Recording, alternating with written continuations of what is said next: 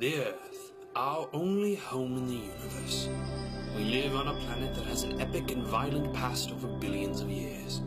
Built from fire and ice and bathed in the light of our nearest star, the Sun, our Earth is a world of constant change. Continents collide, turning layers of rock upside down. Oceans form with new wonders down in the abyss. From space, the Earth emerges as a world of water. Oceans shimmering blue and turquoise through delicate white clouds. Wrapped in a thin layer of air, the Earth provides life and all our life's needs, sheltered from the cold vacuum of space. Who are the men and women that strive to unlock the mysteries of our planet? In other words, what on earth do geologists do?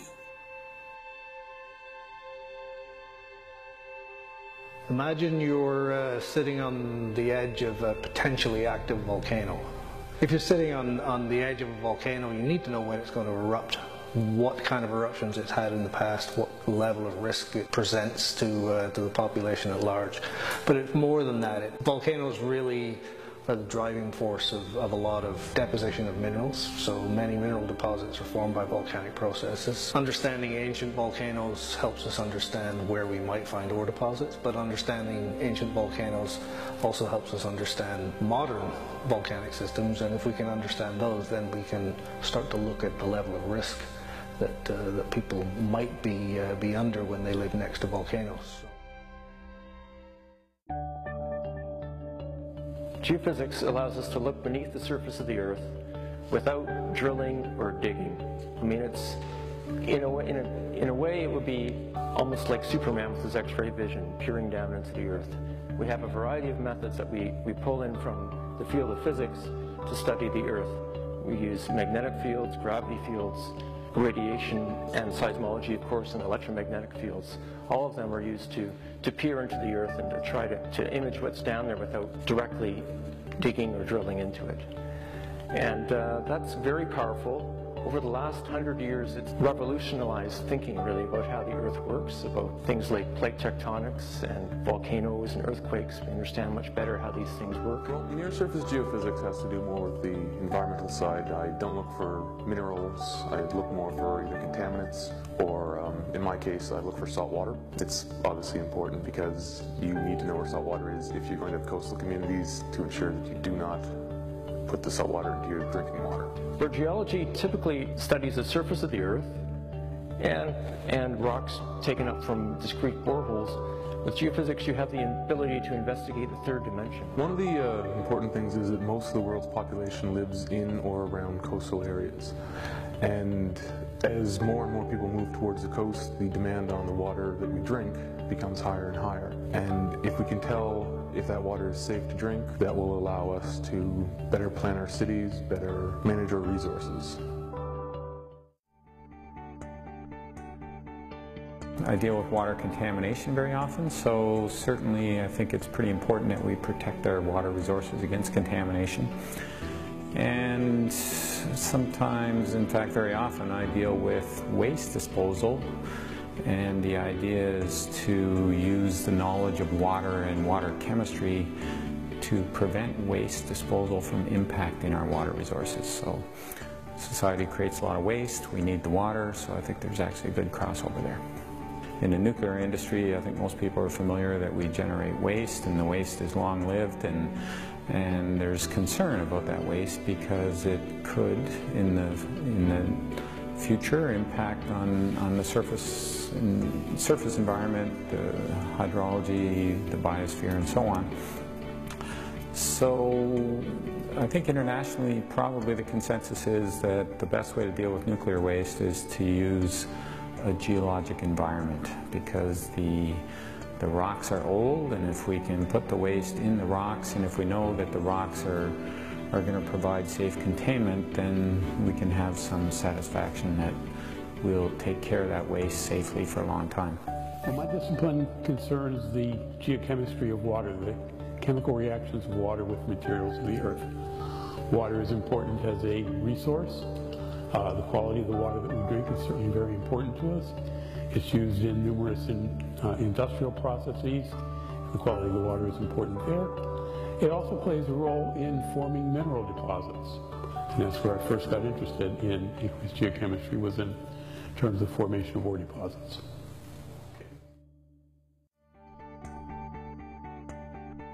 The research area that I'm mostly in is related to economic geology, a spectrum of mineral deposit types that we have here in New Brunswick that are of economic importance, but also across Canada, various mineral deposit types that my research group is involved with. They obviously have tangible aspects to discovering, exploring mineral resources, and sometimes even right into the benefaction and exploitation, for the lack of a better term, of those resources as well. Economic geology is actually explore for and develop metallic and non-metallic resources. So what I'm doing, I'm actually using this mineral called whitite, which is a part of the granite here, these black things that you can see here, to distinguish between barren and mineralized granitic system. Granitic rocks actually forming most of our crust.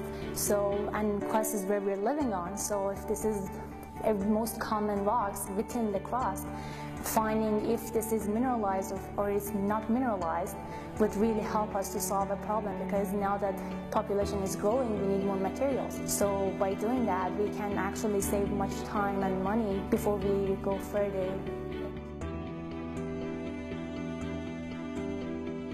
Lake muds, or ancient lake muds, mudstones, are important source rocks for petroleum. So we find petroleum in shales, and particularly oil shales. So the formation of petroleum is generally accepted to be the result of a breakdown of ancient algae and potentially also some larger plants such as your trees that produce coal. So your algae tend to form the oil shales, your ancient trees break down and produce your coals. One of the interests I have is looking at the fossil microbes that can be found in the oil shales.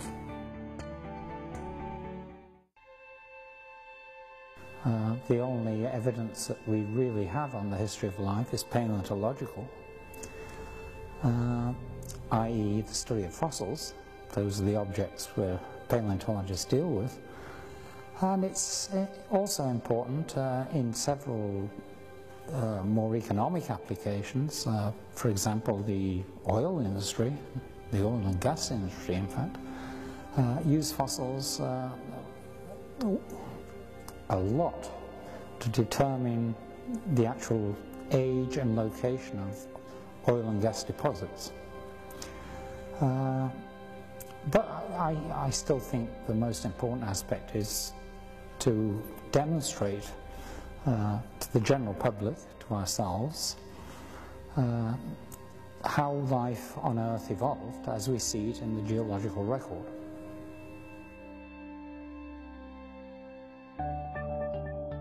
Structural geology is all obviously important in terms of natural disasters, so large earthquakes, which is what I've been working on most recently.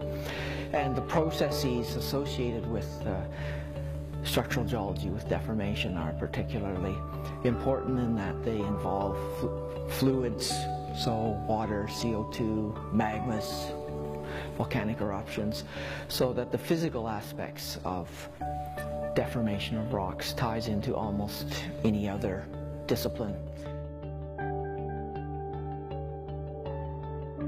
Well, for research, the area of how glaciers move things and break material up is important, because you can identify then the difference between glacial fracturing and earthquake fracturing, and sometimes that's a question that people want to know. Are these faults made by earthquake, and therefore I can't build my nuclear reactor or dam or whatever it is? Is there a danger to the public?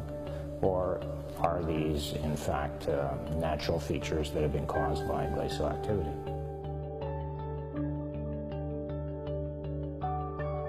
Without understanding how the way the environment reacts to certain inputs, things would go unchecked. Oil companies would just throw waste products out, and the Earth would not be the place that we love today without it. So it's very important to check what other people do. Otherwise, we'd be in trouble. I think it's important to see the Earth in the context of the solar system. We need to look beyond the Earth. and look at other planets, including planetary bodies like the Moon, satellites, and the inner planets, which are very similar in some ways to Earth. And I think with the advent of space exploration and new technologies, we're now able to look beyond Earth and to compare our planet and how it works with the way other planets function. And I think that's where the future lies of Earth sciences, that is looking beyond our planet to the solar system in general.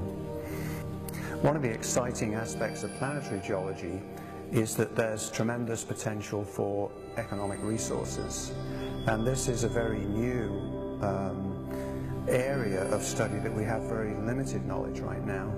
But for example, on the Moon, in situ resource utilization is very big, where the aim is to try to extract as many materials as we can from that planetary body rather than transfer them from Earth. Such that we use the regolith and we extract the ice from the polar regions and try to live off the land as much as we can. If we go to asteroids in the asteroid belt, many of these are iron-nickel projectiles, which are inherently rich in platinum group elements. There are already companies that are registered with the intent of mining these, and we have to think about how we go about that internationally. Will there be laws? Who owns these assets? What about transporting material from them back to Earth? There's all sorts of exciting technologies to be developed, and also exciting planetary geology to be done in order to understand these resources. I find that space exploration inspires technologies that all of us use every day, things from infrared ear thermometers to memory foam, things like that. So that's something that the everyday person uses in their own life. I also find that exploring another planet actually uncovers information about Earth that we never thought of before. Different processes on Mars, why were they different on Mars? The ones that were the same, why were they the same? Did life ever emerge on Mars? Under what conditions? And what does that say about life on Earth? I think these are all questions that we all ponder when we think about the universe, but also as a geologist, I want to know these things and relate that back to my own planet. When people are looking at various skill sets amongst people, I came across a very interesting one actually with a banker at a cocktail party. And they were just exchanging what they did, etc. And the banker said, "Oh, we hire a lot of geologists, a fair number of geologists." I said, "Well, why in heaven's name would you hire geologists? Are you using them to examine, stocks or properties in oil fields or mines?" And he says, no, we turn them into bankers. But the reason we like them is that they're able to come to a decision with very little concrete information. Now, that can't sound like a backhanded compliment, but really what he meant there, or what he recognized there, I think is something that's very important about the breadth of geology and the various ways in which we can use our left-hand side and right-hand side of our brain. And that's that we are never often, or we are rarely faced with the total answer, the total picture. We never have all the information we need. And hence the ability to come to a decision with what we have is what most of the earth science industry is based on. The earth we inherited locks all her secrets within. Beautiful and bountiful, everything we need for life is here. This is our home and will be for our children and home to their great-grandchildren. Slowly, geologists have bared witness to billions of years of geological change. These people of rock, they have opened our eyes, given us the tools to make sense of our planet, unlocking the past and creating the vision for our future on Earth and beyond.